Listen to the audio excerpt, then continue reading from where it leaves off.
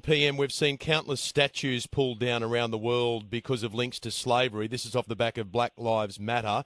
In London, the mayor is saying that every monument is now up for review.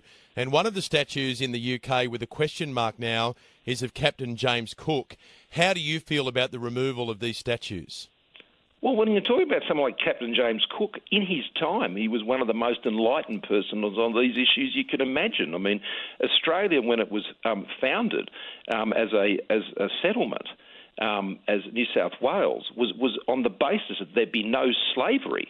And while slave ships continued to travel around the world, when Australia was established, yeah, sure, it was a pretty brutal settlement. My forefather and foremothers were on the first and second fleets. It was a pretty brutal place, but there was no slavery in Australia. So I think what we're seeing with some of these protests, they start on a fair point when they're raising issues about people's treatment in custody or things like that. Fair issue, but now it's being taken over by other much more politically driven left-wing agendas which are seeking to take advantage of these opportunities to push their political causes. And, I've always said we've got to be honest about our history.